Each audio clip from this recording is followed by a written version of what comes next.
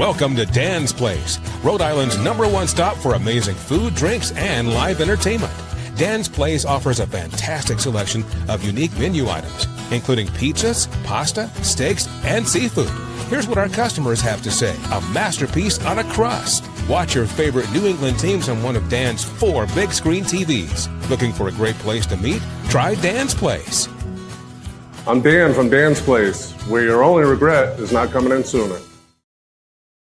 That's it, Coach. We're good now. Okay. Hi, everybody. Welcome to another edition of Settling the Score. I'm John Parenti. Andy Gervasini, the head coach of the Coventry Football Local, is joining me. Kind of interesting that you were down here doing nothing Saturday morning at your home. Yeah. I needed a guest. Johnny Boots isn't around. Bang, call was made. Thank you. Well, thanks for bringing me on. We're going to talk Good a to lot see of you. football. It's great to see Good. you, too. I want to address the elephant in the room first. The unfortunate incident Thanksgiving Day with your Oakers in West Fork, and I made mention of it. The air made mention of it in the journal. You deserve better. You're too classy a guy, and things happen, and it happened. And it was in the worst of circumstances as far as the Metuxent Valley was concerned. So I just want to issue whatever I don't know. It's not an apology, or just I want you to know that I'm with you. And I understand.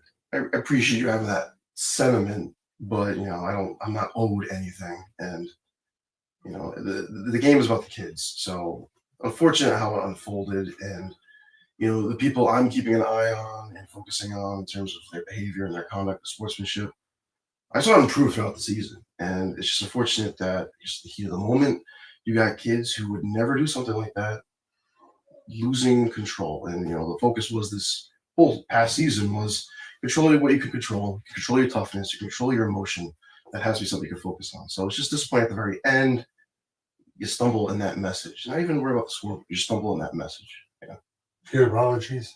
What's that? Did you get apologies? From like the players? Yeah. I did, and in the moment I didn't want to discuss it, but since then I've talked to the last issue that happened on the field. I talked to that person.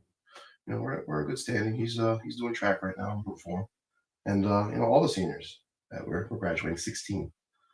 So Which leads me to my next question. The next chapter, with no feeder program, it's not going to be easy with you in the middle school.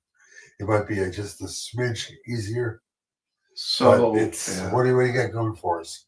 Well, first, no excuses, but you look at the current setup for Division II. You got 10 teams, and we're the only one that doesn't have the ability to pull young kids. You can look at Classical. Chris McCall's done a great job with building that program ever since I was an assistant, way back when here at Westerly. But they have the Providence youth system, and they are in a situation where or school choice they can talk to those kids and pull certain people, as Coach Washington does a great job as well in Providence. But if you look outside Providence, now we're the only team that doesn't have a youth program, and you look at Division III, and it's pretty much all the teams that don't have a youth program that are still able to field a varsity team, field a JV team. So it's kind of interesting to see this layout. I know population is going to be probably the main reason why we were told to stay where we were. But again, we can't control where they want to put us, so we got to work with what we got. And being a little people, like you said, we just had on yesterday after evening, we had our first ASFM high football session. 70 plus kids, 10 teams, 5 games going across Foster Field out in Coventry. The Ochre players were the coaches and the officiators. That's terrific. I'm not doing any of the instruction. But I'm guiding and organizing it, getting the paperwork. So, while it's tough in Coventry to grab the youth, and they get dispersed to the Steelers in West Warwick and the Knights at EWG and Tri-City Spartans with Pownell and Situate, I'm trying to build the community in the middle school that can go to the high school. And I think we got to look within ourselves, like I said before. Do you expect to see something germinating come the start of trials in the summer? Yeah, I mean, I'm able to now have the conversation of, what sport do you play in the fall? Well, I don't really play anything. I'll play basketball, and I'll do like maybe lacrosse in the spring. Do anything in the fall? Well, you're pretty fast, and you seem like you enjoy flag football. Would you be interested in football in high school? I had a kid say, yeah, maybe I would try it. So, um, again, this is a Coventry kid. I'm not going out into West Warwick and stealing from West. I'm not going out and serving to the coaches. These are our guys, and maybe they'll they don't play sports and they never considered it before. Maybe now they're being engaged by their friends, or they are, or maybe it's second thoughts. They do want to. So the story is the remaining players from your team this year now have a stake in the future of Coventry High School football. I think that's healthy. So we had five seniors coming up, with 5 juniors currently rostered, and 3 of the 5 were coaches / officials yesterday. And I think that's huge to the leadership. I think that's huge to the character of who we're going to have moving forward on a very young team, right? They made up playbooks for themselves. One freshman who's now going to be a sophomore next year, he was even like, is this a legal formation? Is this a legal formation? Because we have a set of rules similar to, 7-on-7 that we do, in the summer, and most high schools do in the summer. So that's kind of where the rules are coming from. And, he's just double checking things with me. They're designing their own stuff. So they're taking ownership of what hopefully they've learned from us as a staff, and then are now applying it. Tell them to be in cover 2. Tell them to be in man coverage. So now these guys have to know the difference when they have had no experience, because there's no youth program. So either they got to travel or they're not going to play. And there's a portion that choose not to play. So maybe now they're gaining some of that football sense. Is your entire coaching staff back? I had 2 openings over the winter that we're still trying to fill one, because one guy had to back out. But I had them filled, and then one guy had to step out, and so we're trying to fill that next spot. Kind of the norm, though, because everybody makes a change or 2 here and there. There's always turnover. I mean, even in the middle of the season around Lincoln, I was short-staffed because of an emergency by the DC, and that was a tough game for us. But it was a tough game for me as a young coach. Like, I got to be OC, DC, and HC, and that was a lot. And so I was able to pass it off, to a younger coach to be the DC. He knows that the game plan. He knows what we want to install, what we want to run, and around halftime he's able to more settle in. And then at that point, every game was do or die to get into the playoffs. And I think that set the consistency.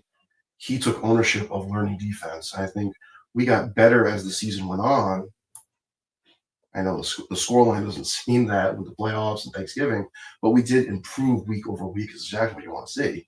And just unfortunate suspensions in the Westerly, just where we were at 8th seed, and then in Thanksgiving very beat up, and then but not to make excuses, those are 2 great teams, the 2 best teams in Division 2. So we did the best what we had. You're an innovative guy. How much has putting everything back together again for the next couple of years set you back with regard to innovation on the football field? Innovation, playbook, scheme wise, yeah. Like instruction. Oh, look who showed up, Johnny Boots. We'll get to you in a moment. I've been here the entire time. Just want you to know that. Oh, an engrossing conversation. I can tell. I'm just letting you go. So we're talking about, scheme wise. I think a lot of that is also like this past offseason has been personnel. You're graduating Cam Jones, who's been quarterback for 3 years. Feels like 7. I remember my last year's assistant was his freshman year there at Coventry as the DC. But so like I come back, I leave him as a freshman, I come back, I see him as a senior. It's the same personality, same kid. He just got taller. I'm gonna miss having him. Miss Wyatt, LJ, Liam, Cole Sanderson, all those seniors who contributed to our team. I'm gonna miss having them, but there were certain things we did based on what we had. Cam is an explosive quarterback. To build off his strengths with his quick game and his quick feet, his ability to he worked in the youth with the Cowboys in Cheraho in the wing T. So what can we take out of that skill set of being able to be deceptive with the ball in the backfield, right?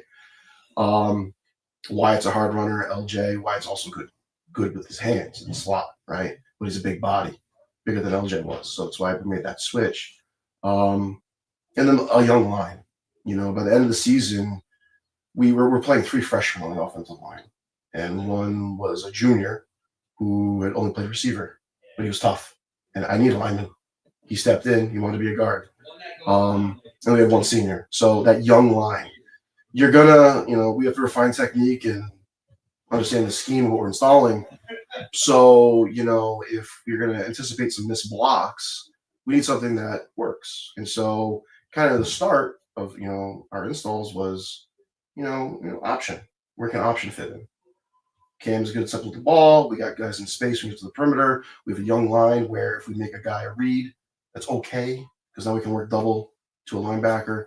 So there's things in place that were for those kids, right? And so now that line is a year older, a little more knowledgeable. These young skills guys, I think our sophomores did fantastic in Thanksgiving. They're going to be another year older. They're going to be those new skills guys. And now the question becomes quarterback. You know, we're working on quarterback.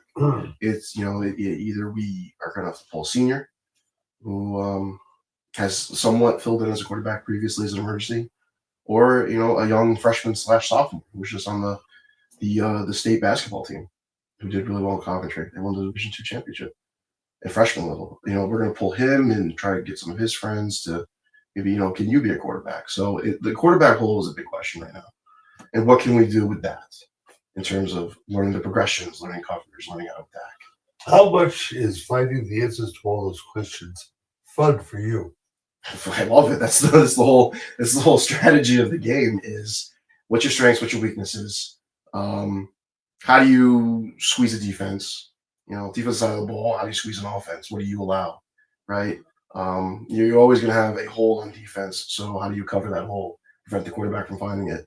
But you know, offensively, it's a puzzle, it's a strategy, and I love the strategy aspect. So, you know, you do that in the offseason. And again, you get to work with the kids, build a relationship. Where are you strong? Where are you weak? Where could you fit in a scheme? You know, we can go in a couple directions because we were able to go heavy and be successful. We were able to spread out, go successful. You know, we were down pretty hard in the beginning against East Providence, the beginning part of the year, but we worked into our spread and we were able to attack them through the air. On the flip side of that, Woonsocket, very well ran organization, first year coach, Coach Kadir. I admired his offense. You know, they can work with the spread, right? So, you know, that's where you pack it into tight, single wing, and you can run, you know, power off tackle 3 times in a row because Woonsocket's not used to that. So we had success there. We had success in the spread. So we have, you know, multiple directions we can go. It just depends on the personnel. And I love fitting to the personnel, which is what it should be done. Boots, I got to tell you, Studio B is more comfortable than Studio A. This could be our permanent home as well as Dan's. Your tush feels good, doesn't it, on that couch? Oh, absolutely. Yeah, be careful. You might fall asleep, Coach. Wouldn't be the first time. What do you have for us? What are you thinking? How's your Red Sox doing? Good? My Red Sox are flailing at best, but they play 162 games, not 11 like this guy. They've got room for growth and expansion. We'll talk about them in a little bit. But I've been listening to the coach. He's got a lot to say, and I wish him well next year. It's going to be a tough year next year, Coach, but I look forward to doing the games. Thanks.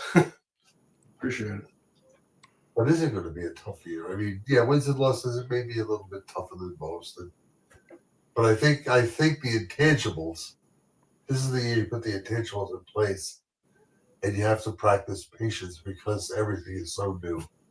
So we have our motto, deep roots, stand tall, build off that ochre imagery, right? Build those deep roots so you can grow tall. You know, the Japanese have, or maybe it's from the Chinese mythology, a saying where, you know, you plant bamboo, so you plant a seed, and it's not going to grow for a year. It's not going to grow for another year. It's not going to grow. Then all of a sudden it sprouts, and it's going to be as tall as any other tree in a couple months.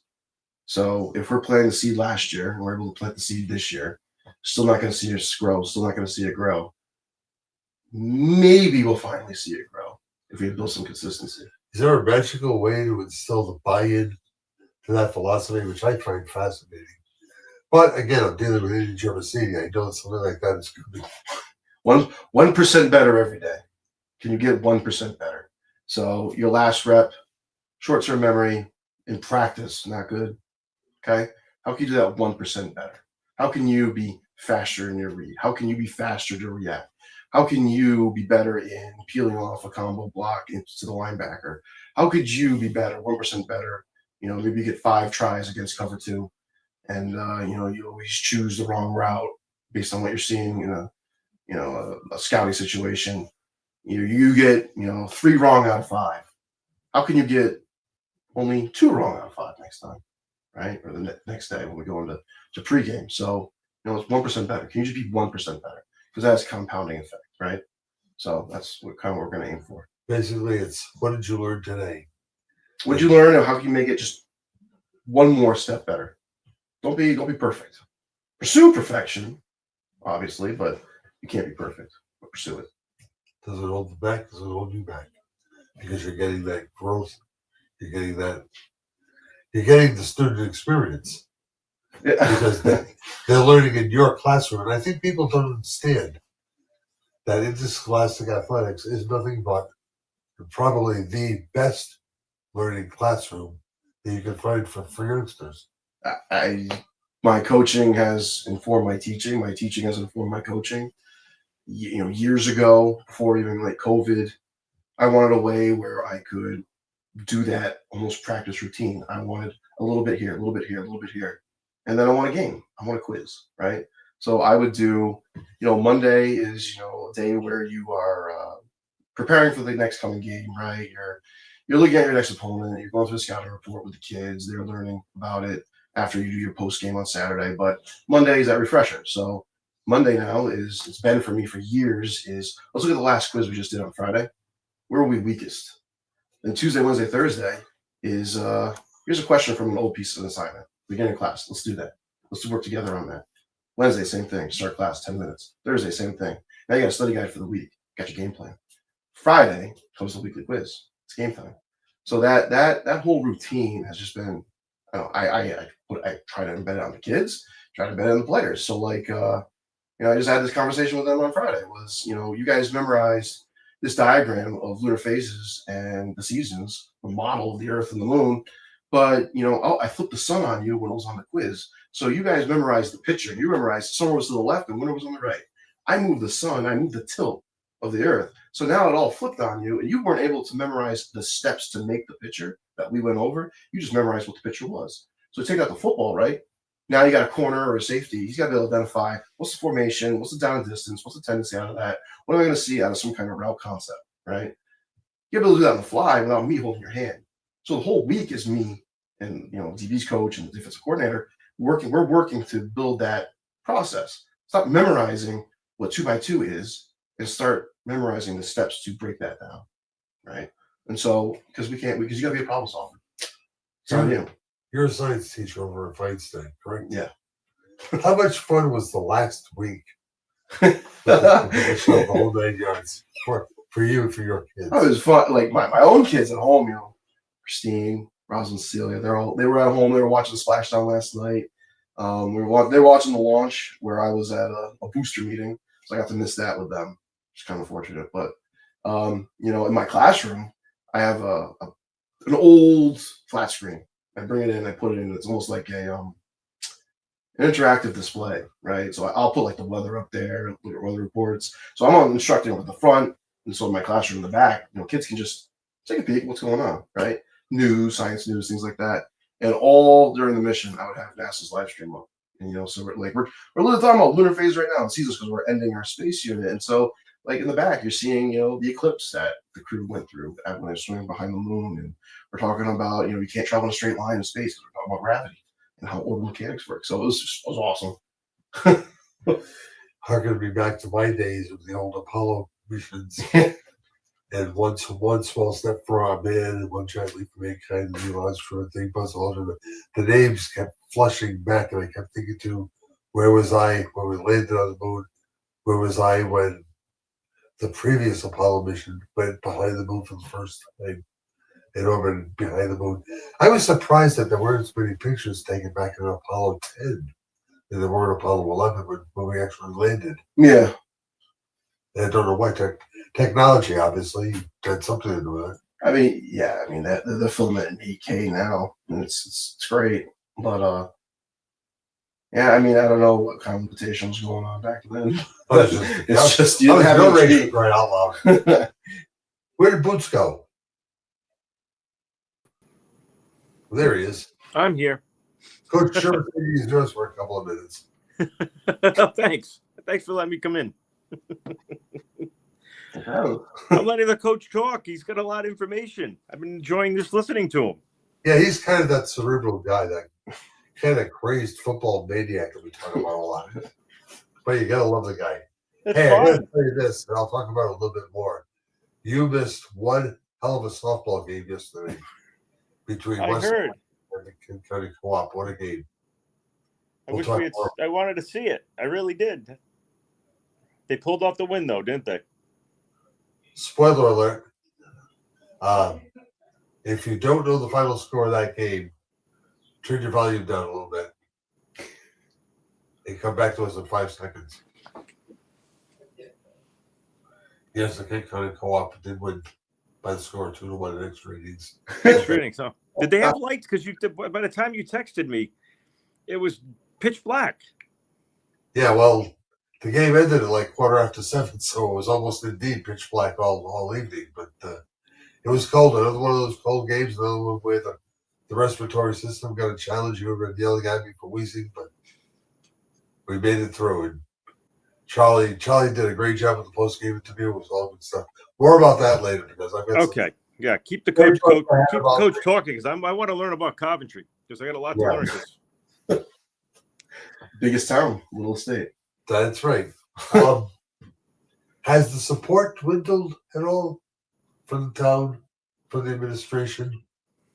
From this anybody? past season? Yeah. Or as it dwindled? I wouldn't say it's dwindled. Have they? Well, I guess what I'm saying is, have they bought in to what you're bringing to the table?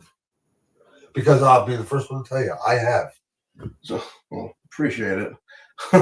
I've talked to the Principal Maycomer and Joe Falconer AD, even right after the game, there was no blame on me. There was no blame on the coaching staff for ultimately what happened. They are aware of the students that are on that team. They're aware of, issues in the school that, that might happen. So, there was no blame. And if anything, they were appreciative of how the trajectory changed.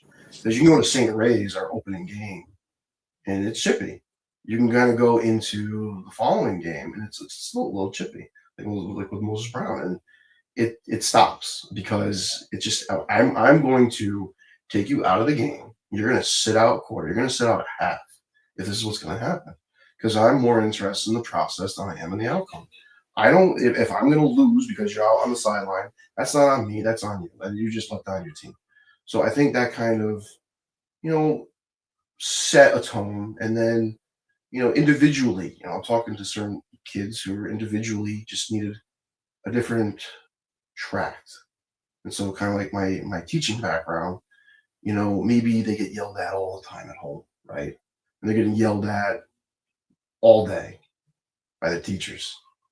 Maybe the answer is, hey, you're a good kid. And they just walk away. And they're like, what the hell did you just say? You're a good kid, again, on the sideline for the game. Okay.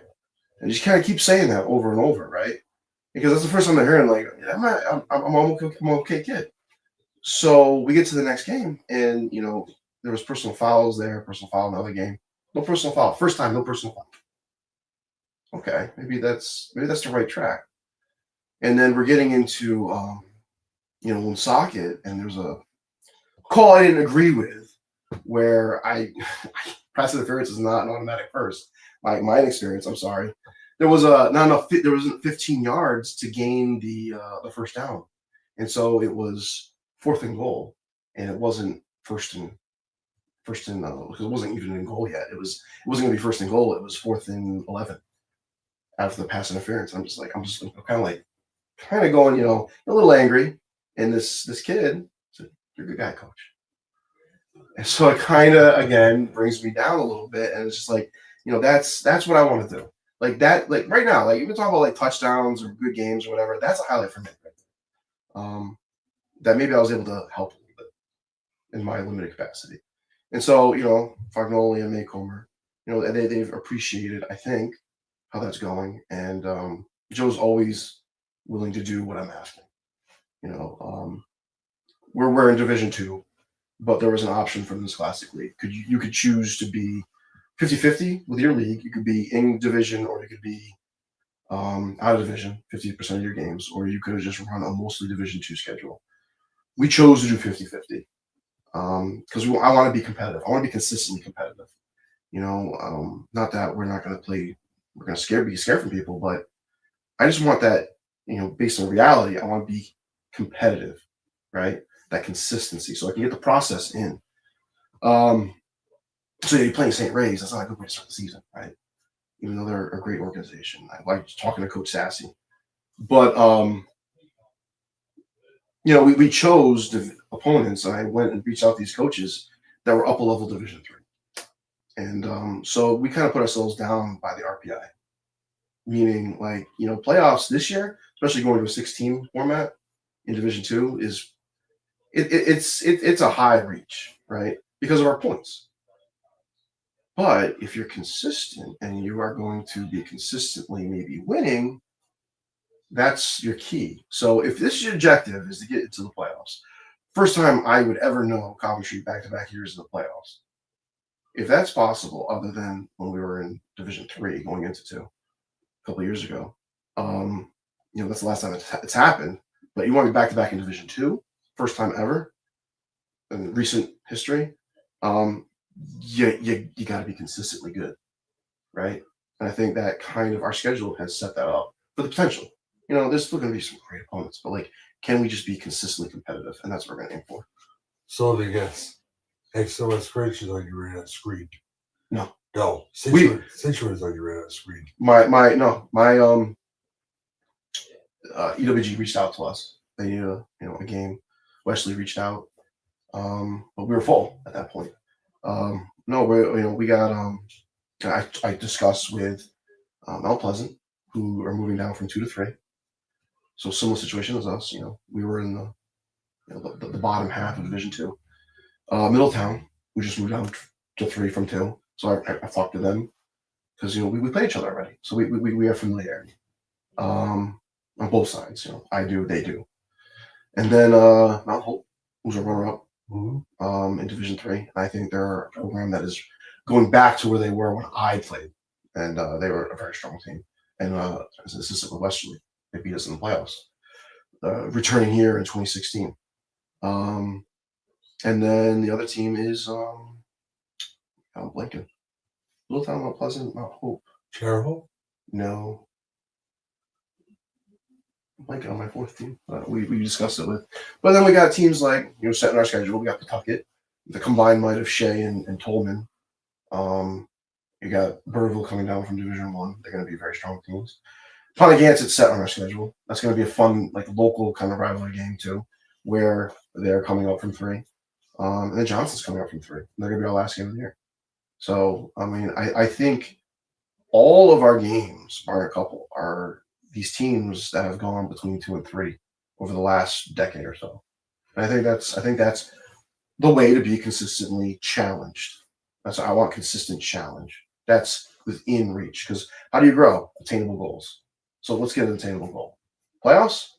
That might be a reach. But let's make that our reach goal, right? Now, can we be consistently competitive? That's where we want to be. That's our measure for. Andy Gervasini, our guest, along with Trey Moose here on Settling the Score. More talk about the Scholastic League and how things fit in and what's new in the league and new coaches and stuff when we come back. We will come back. Mooch's going to come back, right? I'll be back. Okay. We'll wake him up and then he'll come back. More settling coming up in just a moment.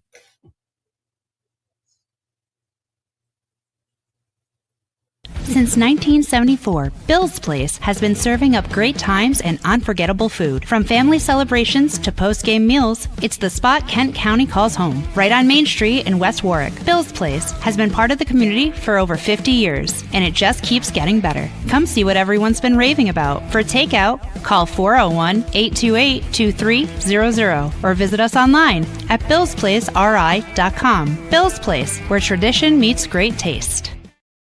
I'm Johnny Mack, General Manager here at Sandy Motors, and since 1988 we've been making car buying wicked easy for Rhode Islanders. So come with me and let's go see how wicked easy we make it when car buying.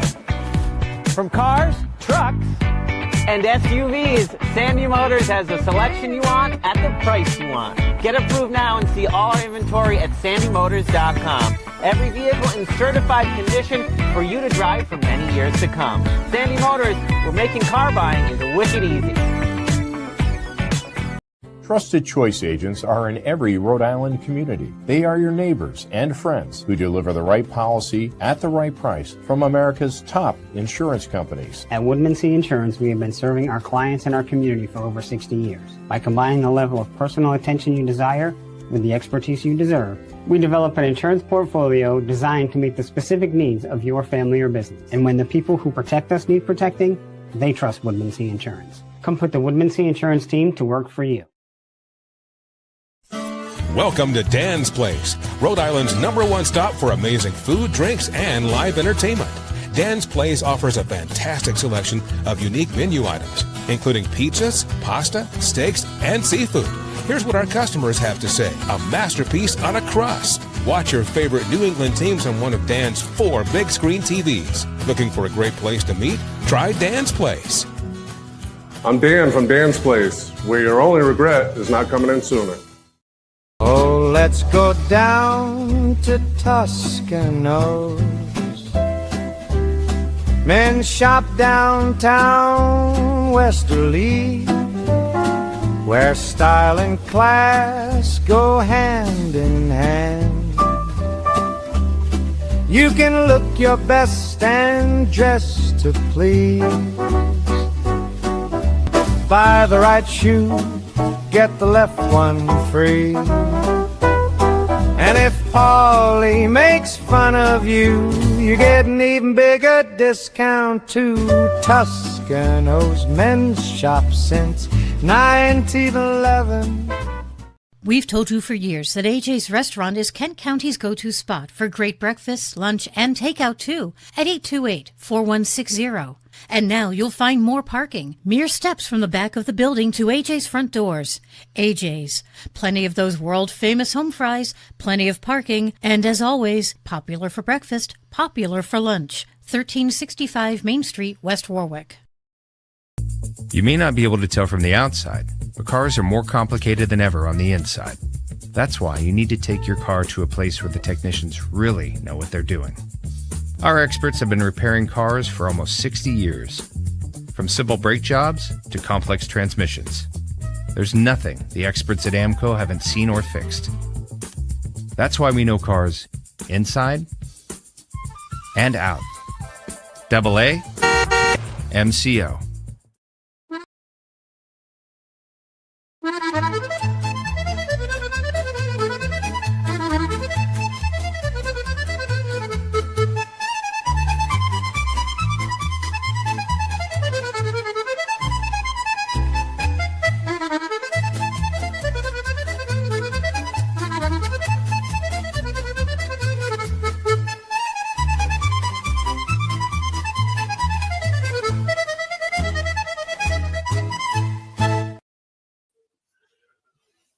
With that, we welcome you back to Salute the Score. Johnny puts us alongside each other, senior coach of the Coventry Football Hookers, and insignificant me, but the loving Studio B. This is best interview space I think I've ever had. On the couch and just lounging around. So what's new with the league? Relaxing, yeah. Yeah. I'm not sitting on the couch with you. I just want you to know that. That's just not happening. Me, you, and Mike Green sitting on the couch together. No. That'll look pretty awkward. I'd rather be a kid. All right, let's go ahead. League's changed a little bit. Yeah, I mean, you got 13 teams now in Division Three. You got 10-2. I haven't really looked at what 4 has in terms of numbers. SK is going up to Division One. I think that's a pretty cool challenge of them to go that way. But Burville came down, so there's like only one swap between 1 and 2. But there were several drops from 2 to 3, and a few came up from 3. So I mean, we talked about Mount Pleasant, Middletown. They went down. Lincoln and Moses Brown went down Division 3. Kind of curious as to why. Some of the reasoning. You shocked me. I didn't realize that. Huh? You shocked me. I shocked you? Lincoln and Moses Brown Yeah. going down to Division 3. Yeah. You're staying in Division 2. Yeah. Hmm. So again, it's like I'm saying, like, D2 seems to be these teams that are football minded and have a youth team. Division 3 seems to be these teams that don't really have a full youth system, but are still football minded. So it's just kind of I don't know, interesting why some of the decisions are made the way they are. But whatever, you live within where you play, and you just make do with what is available to you. I remember when Will Evans was coaching at Moses Brown, he was knocking on the door at Division 1 wanting to get in. Times have changed in a matter of 5 years? That was 5 to 10 years. Yeah, they were, in the finals of D2. Yeah, all the time. Boots has always been talking about RPI and its pluses and minuses.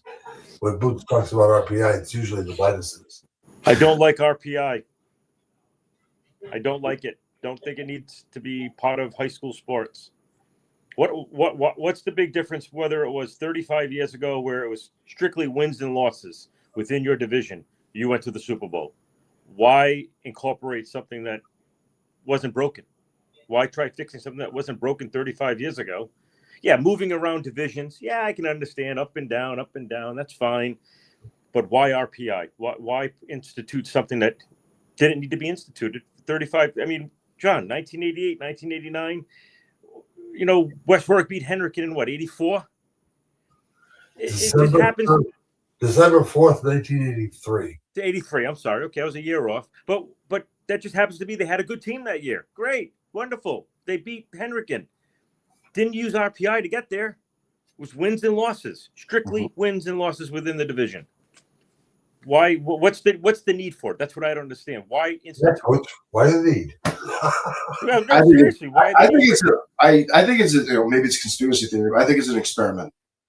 I think it's to see, is it consistent with where you think the divisions would lay out. I think it's consistent. Like you're using the divisions as a control. You're using the RPI as your independent variable. You're trying to test out, is this going to match with what we expect? There's going to be things that happen, but is it going to be what you expect? So where the point where divisions I don't think are going to matter in the future, because if Rhode Island is our small state and there's 4 divisions of football in Rhode Island, so there was incentives, with the injury fund to go to an out-of-state game. Wesley goes play Scituate, Pilgrim played Seacock, can't remember. So there was incentives to go out of state. Henrikin's going out of state because these teams they don't want to play Henrikin LaSalle. So you can go schedule your own schedule. Like I have talked with other coaches. I set half our schedule. The AD Farcanoli is going to put it in place, right? So the division even matter at that point. Exactly. So I think that's an interest. I think they're doing an experiment, testing it out, like ABS, and they're going to see how it works with how you expect it to work.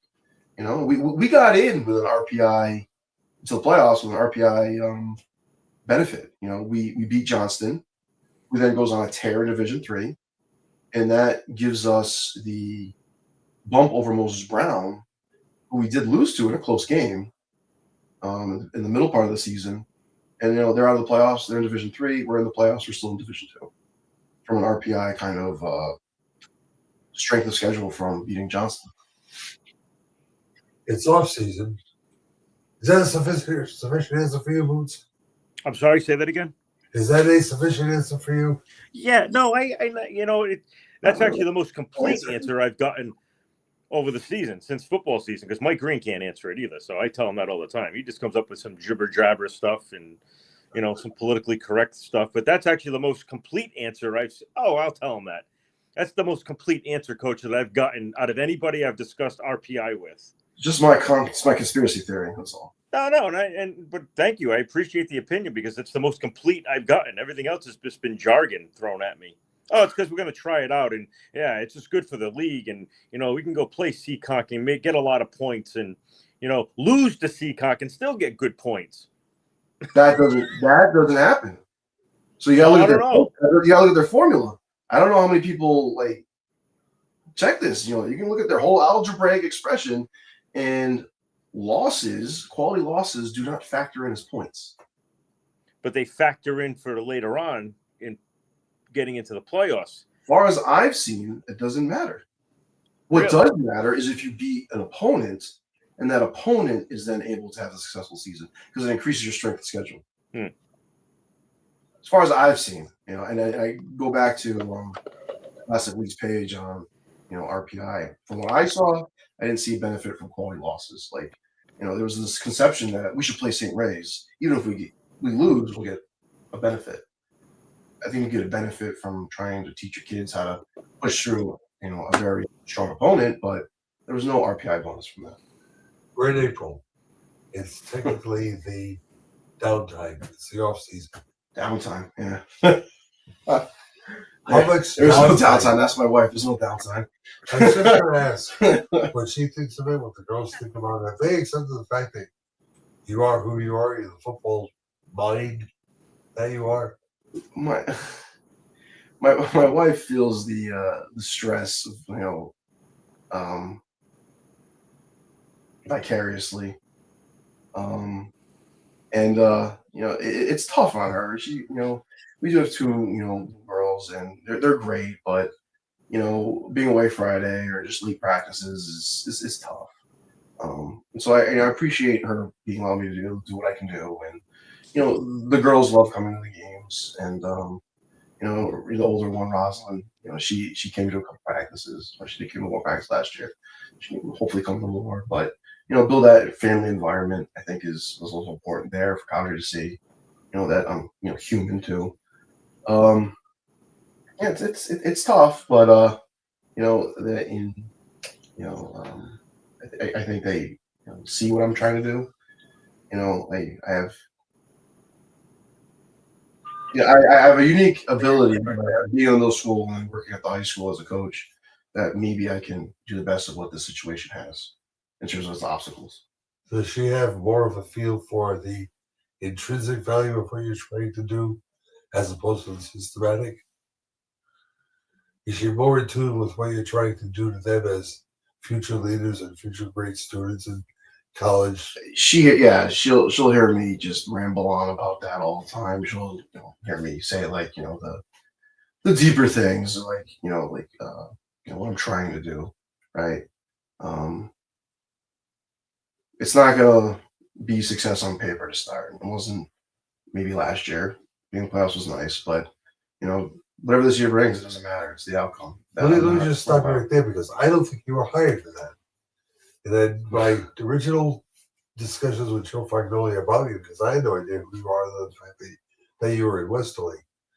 I like keeping it low key. Yeah, there was something about the hire, though. If we can keep this guy for a number of years, we're going to have a very successful football program. And that was diametrically different than the way it was when Staley got hired, or when Gary got hired, or when Anthony got hired. They wanted somebody who had a vision and had an interest in building something for the long haul, despite all of the fumbling that was going to be done in the early going. No feeder program, limited access to the student population alone. Yeah. Now that you were in Feinstein, I can skirt the gray area. Plus. Yeah. So I think it was a little bit different when you got hired, and I say that very candidly because I'd been through the other four, and and Boots, I think you might agree with me. It was just so different when Eddie got hired. Here's a guy that has a vision, and the line from Joe and from Brooke was, "Wait and see what happens. Let's see what he can do." It was a different approach. I saw a different approach from past years. Now we've been doing games since 2016 together, and then before that, from the days of the old radio station. But I've seen a different approach from a Coventry football perspective. It was a different look, a look that I hadn't seen before in the past year. Since, like I said, this is going to be our 10th, 11th year doing games together. Something like that. Yeah, something like that. So I just thought it was a different approach, and I thought the kids bought into it.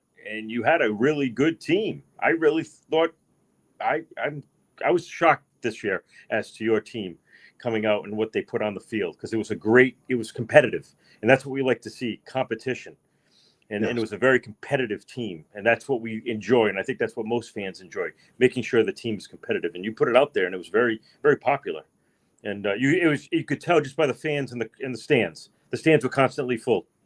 You always had that support of the community and of the school, and that's something that you can tell. It comes in waves. If you don't have a very good team, you're going to get your students, you get your parents, but you're not going to get that community support.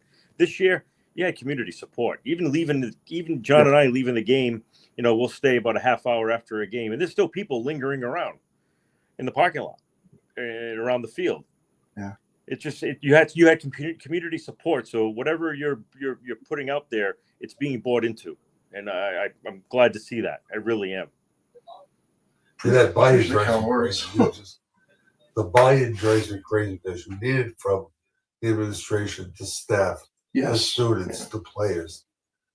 Yeah, you could be a genius coach or whatever, a whisperer of players, but if you don't have admin in place, it's not going to work. You've got to smell what the Rock is cooking. That's an old one. Please, I've been older ones than that.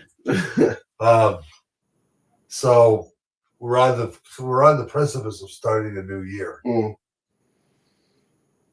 What kind of legwork have you done so far? So to begin Girasini Volume 2.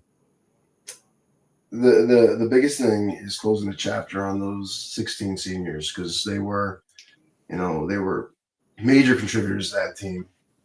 They had a different head coach or leading coach all 4 years of their time. So I told them at our banquet, you were the distilled leftovers of the toughest kids that come out of that class. I said the same thing of these juniors coming up too. So that's a good foundation. Coming out of then the season was, let's do some kind of form of like an exit interview. What was positive, what was negative, things of that nature. Most of it was positive. There were good information, good critiques coming out of that. So those are things to think about. That's just from, being a teacher. We can do better, right? Off season wise, bigger focus on, instead of let's just power lift. We're not doing a lifting competition. We're doing football. So, we're still doing our lifts, but the lifts are designed to be explosive. I'm trying to borrow from Coach Leach over at URI, his philosophy of explosive lifting and sprint-based work. So it's more speed. It's more of in the field, drills in the field, not necessarily going over X's and O's, but just drilling that, right? So that's kind of like our focus of our off-season program, which, maybe we had 7 kids last year on a good day. Off-season wise, now we're pulling, double digits, right? And then these are the kids who don't do a spring sport or even a winter sport when we're doing this. So we're getting the kids coming to us who aren't doing a sport. And I'm a big proponent of go do another sport, because you'll learn skills, you'll learn, your body will learn a different way of operating, right? So that's all good. So we're going to keep building on that. DC, special teams coordinator, myself, offensive quality coach. We're all always talking every day about things that we like, things we don't like. What can we incorporate? Like this scheme, that scheme, right? So we're always bouncing ideas off each other. I want to keep doing that. Okay. And then we're in April, so April, May, we're going to do this flag program, middle school. I'd like to roll that into a youth camp, like a 2-day youth camp. We did that Wesley, Coach Miranda. And that was, it was great. That might be biting off more than I could chew. I want to take, 1% better. So maybe that's a little too far, but maybe that's the next goal, right? Because there's no youth program, so I got to build that kind of identity. This is the Feinstein Falcon program. This is ASMS Falcon program, right? flag program. This isn't, the Ochre flag program. So now we got to change. Oh, I like football into I can be an Ochre, right? But I can't do that in school. I'm going to do that summer. How do you do that? Well, I can't. So like that's kind of what we're trying to do. And then we got our typical, install practices, install work, and lifts that will be in the off season. So we just have our schedule, and we're just kind of just rolling through, looking at clinics and scheme. Coaches side, player side is doing off season work. We're doing then the flag program, which is going to get those other players who are involved experience of leading a group. So can we build leadership out of this? The benefit is, football side for the middle schools, but also for the high schools that contribute. What's best leadership skills, and what can a kid retain? I had a sophomore turn to me and was like, "Coach, your job is kind of fun." I was like, "Yeah, it's great, isn't it?" They don't always listen. No, they don't, do they? And I kind of see my role, right? I was like, "Yeah, okay." I told them to pull in man coverage, and they don't do that. And I'm like, "Yeah, how could you consistently tell them and know when to be in the right coverage? Isn't that, you tell me that secret, I'd love to know what that secret is." And he's just like, so it kind of brings some self-reflection a little bit too. So, the offseason has been fun. And this is the part that, part I enjoy. And it kind of comes from Coach Miranda from years ago, coaching with Coach Lozano, was he said, practice is my most favorite part of the season. Practice and, kind of like off season. I'm just like, playing at Westerly, I was just like, Stonington Westerly, right? The game's Friday nights. Everybody's there. I was like, practice is the best part. And so me being a very young coach from the youth of high school, I was like, well, this is Friday night in Westerly. But then as, I've come into his shoes, and as I've gotten older, more mature, practice is the best part because you're building those relationships. Because I'm hoping they can kind of see that too. Let me take you back to September of 2025. The phone rings. Coach, this is John Parenti. We're doing your football games, and we do this interview session every single Friday. He went, who? Exactly. Who was this guy calling me? No. Why do you want to talk to me? Like, really? Oh, no way. Sorry. But hasn't that been, I'm hoping to say yes, a little bit of extra fun for you? How much have you acclimated to this kind of thing? Well, I love talking football. I love talking teaching. I love talking about the finer thing, like that kind of information. That is my interest, obviously. And if you want to talk, yeah, I love to talk. But if I know to tell you, I'll talk your ear off, right? Like he's just like, you do this for fun?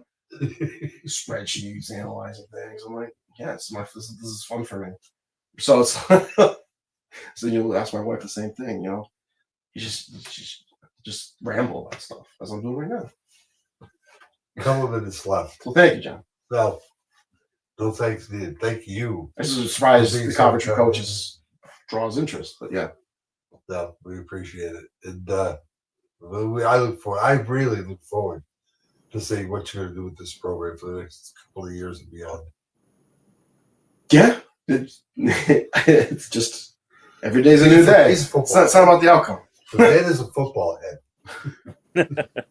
Disguised as a science teacher. It's kind of like watching The Big Bang Theory, only putting it with the NFL today. Oh, that's Leonard.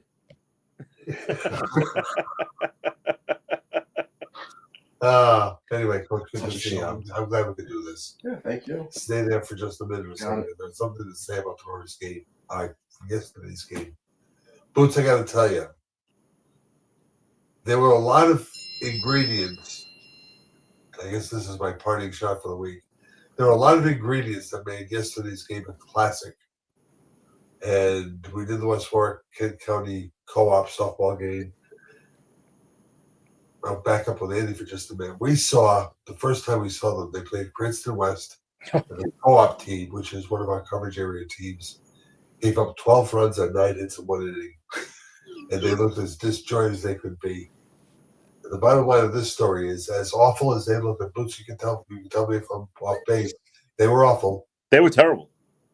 Princeton was a horrible pitcher that day. I felt bad for him. The assistant coach or the co-coach knows that they looked awful. So now here comes Westerly after their schedule. A talented team, a proven team, a well-coached team. Chris does a great job. He's a great guy too. And I was so impressed watching them go through their infield and their outfield. They do it a different way than most schools do. And I watched the product that he put on the field. You could see how together they were and how veteran they were. Got a sophomore pitcher, got a freshman at third base, and then a bunch of seniors around. And here comes the co-op team. 8 girls from West Warwick, 8 girls from Tollgate, who have been together for a matter of weeks. And inning by inning, after they scored, we only won the game for the first regulation period, the first 7 innings, it was a tie. And to see them battle back and forth with Wesley, to see Frankie Arnold from Wesley retire 15 in a row, and to see Maddie Harvey, a freshman, make 3 great plays at third base for the Bulldogs, and to watch their overall excellence, to be challenged by a team from Tollgate and West Warwick that had great plays and flashes of brilliance here and there, equal to that of Wesley, and to see them inning after inning after inning, you could actually feel the confidence. It was very palpable. We can compete with one of the best teams in the state. And then to see the climatic moment, the game, we should growing experience in the box of just one game, and to see what's going to happen now, Boots, with this team, and see whether this is the jumping point for better things in the next couple of weeks. It's going to be so much fun. But hats off to Chris Luppy, and hats off to Brian, Shana, and the girls. I saw 19 girls play an excellent softball game. It's just that one had ended up playing it. It was just so refreshing, so good. I didn't even realize it was so cold when it happened, but it was freezing. But it was a great, great game. It was a classic. Wow. You didn't realize it was cold? That was that good of a game? It was that good of a game. Did you have a heater on? I forgot. I left the heater in the car for the entire game. You would not let me forget that, but I have a little space heater that I bring to the first one. It's either that or he wears 9 layers, Coach. It's either a heater or 9 layers of clothing for him. Yeah, we gauge game conditions not by temperature or wind speed or wind factor or wind direction. Layers? It's by the number of layers of clothing I have on. That's why you eat yourself. That's fine. Sounds good. But you was the fun one, so hopefully we'll see you again on Thursday, because I think we got another West Warwick Tollgate co-op game. And we do so many things. I just say, Ben, when do I have to show up? Ben Barber tells me where, and that does it. But it just floored me. And I rarely feel as good walking off a field as I did with that game, because it was just a classic and a lot to work with. So there's my 2 cents. Boots, you got a comment? You know, I saw that East Greenwich game the other day. Saw that boys' baseball game the other day, and what a phenomenal game. And Mitch Dolan played a phenomenal, pitched a great game. I know you left early, and unfortunately, but you missed his pitching performance and how he shut down that Tollgate team. What a great performance by Mitch Dolan. I was very impressed by that young man's stature, and we even talked about it. I asked him in the post-game interview, dude, you didn't even have a shirt on underneath. You got bare arms. He goes, I didn't feel the cold at all. He says, I just went out there and pitched my best, and I didn't even feel the cold at all, he said. I'm like, oh, okay. I said, I'm sitting there shivering, and you're out there in short sleeves and pitching a gem of a game. But that kid, Mitch Dolan, East Greenwich's star pitcher, he's going to be something to be reckoned with this season, I think. He's pitched a phenomenal game in that temperature and that cold. My God, I just can't wait to see what happens when it warms up and he gets into his groove. That was their first game, too. Yeah. He just keep his elbows covered. Yeah. But what a phenomenal, and what a great young man to talk to when I did my interview after the game with him. Great young man, and kudos to Mitch Dolan and the coach of East Greenwich High School. They're going to have a great team this year, I think. I really do. Yeah. Andy, once again, thanks. It was great to see you. Thank you. We'll do it again sometime. See you in September. Can't wait. Ladies and gentlemen, our guest next week. More good stuff on Settling the Score. A TBA guest to be announced. It won't be from Studio B. I guess we'll be at Dance Place. It'll be a dance place next week. Yeah, we'll be at Dance Place next Saturday. Yep. Bring the couch. Bring the couch. I'll let Dan know we'll need a couch. Thanks. No problem, John. Coach, thank you. Thank you. For Andy, for Boots, John Perky, see you next week.